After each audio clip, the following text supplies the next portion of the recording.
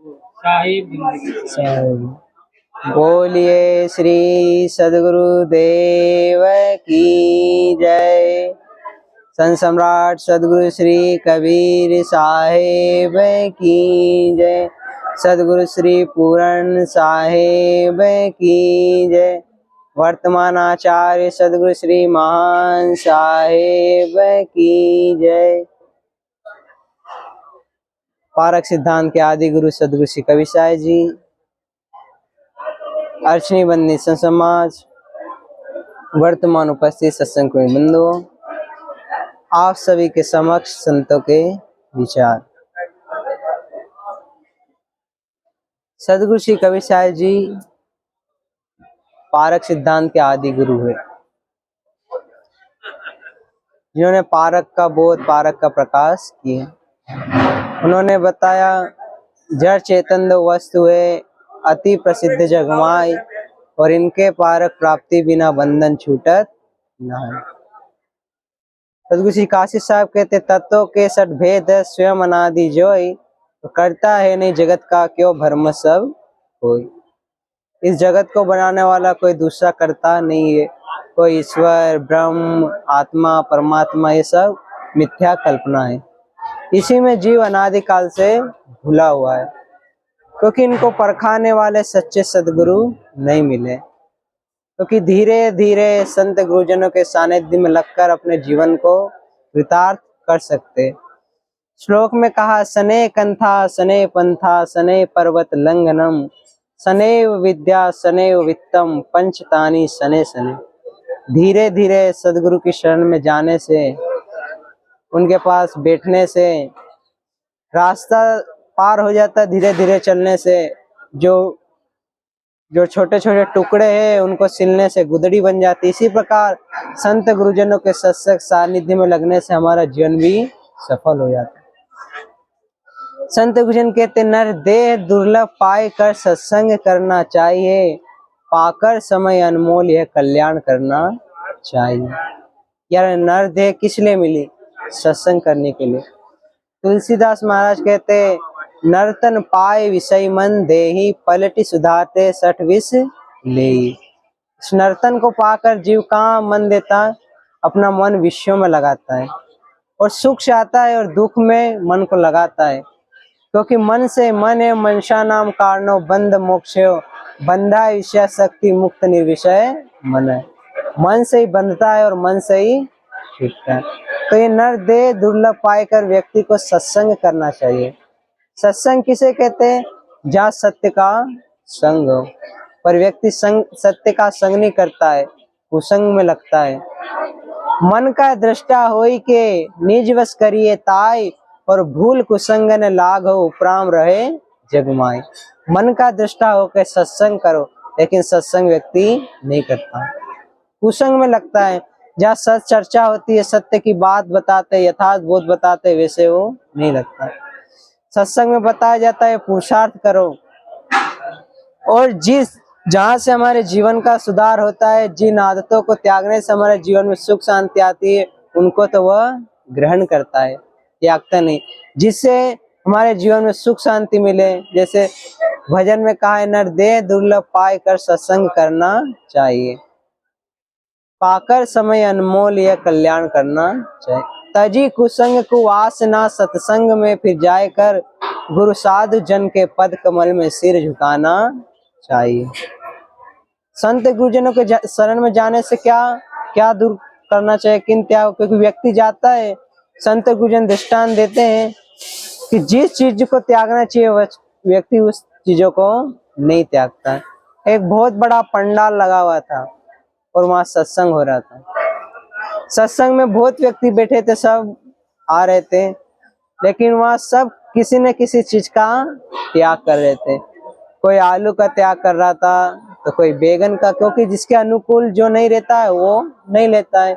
Doctor भी बता देते हैं बीमारी के अनुसार ये आप खाओगे तो आपको नुकसान करेगा, आपके प्रतिकूल नहीं है। अगर अनुकूल हो तो आप इस चीज को ग्रहण करो, प्रतिकूल हो तो इसे मत लो। तो उसी में दो व्यक्ति भीड़ में आए और उन्होंने माइक लिया और अनाउंसमेंट किया। पहले व्यक्ति ने कहा कि मैं आज से बैगन छोड़ रहा हूँ। दूसरे व्यक्ति का नंबर आया, उसने माइक लिया तो उसने अनाउंसमेंट किया, मैं भी कुछ त्यागना चाहता हूँ। बोले आप क्या त्यागना चाहते हैं? बोले मैं आज से सत्संग में आने त्यागना चाहता हूँ। जहाँ जाने से हमें सत्य का बोध हो, पारक ज्ञान हो, उसको व्यक्ति त्यागना चाहता है, वहां से दूर हटना चाहता है। कहीं आलस में लगाए, कहीं अज्ञान में लगाए, कभी अभिमान में लगाए, कहीं आसक्ति हो। आलस करता है कोई हमको सुख दुख देने वाला, कोई करता है, लेकिन सुख दुख हमारे कर्म ही देते हैं। सुख दुख देने वाला कोई दूसरा नहीं है।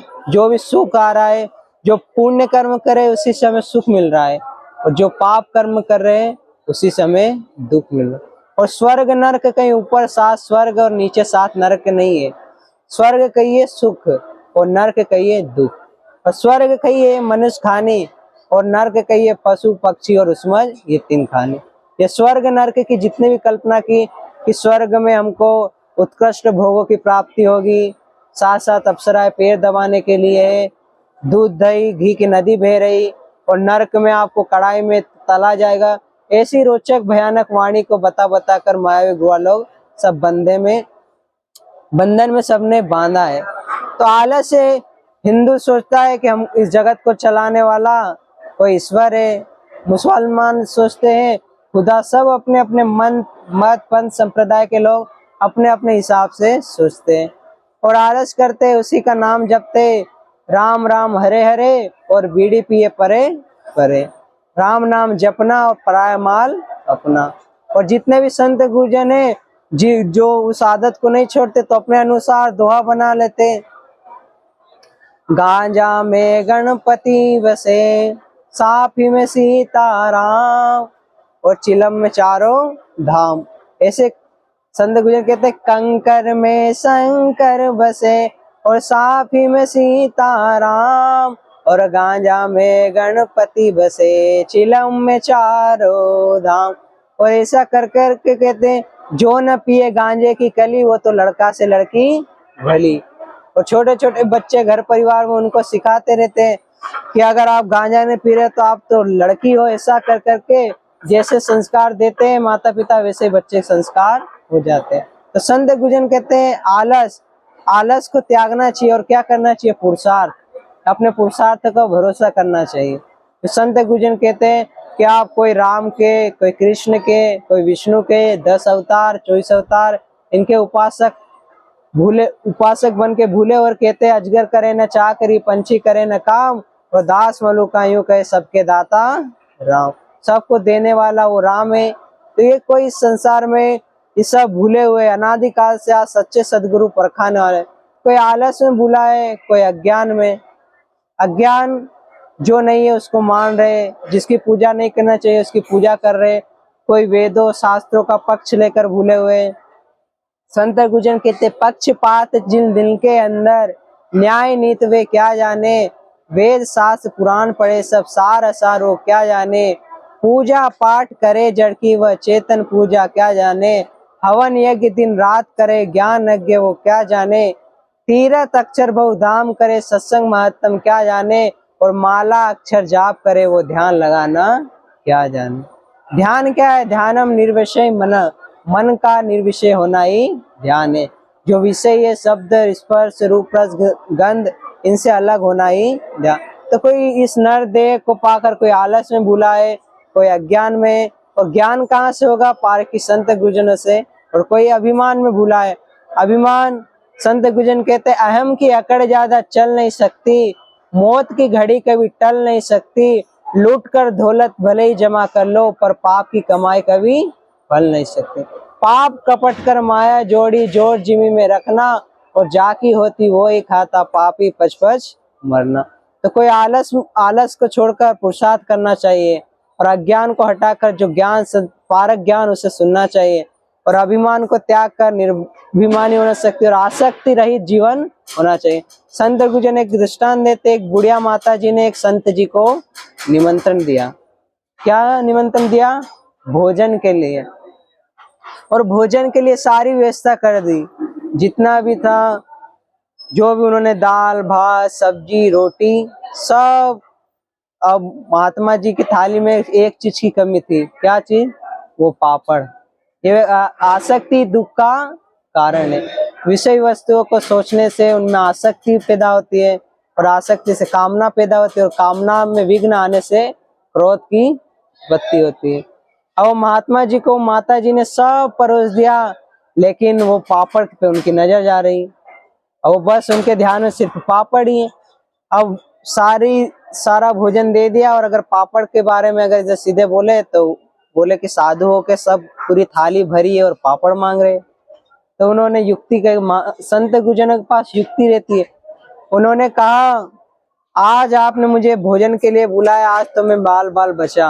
बोले क्या हुआ? बोले आज तो कुछ भी हो सकता था, जान भी जा सकती थी। तो बोले क्या हुआ?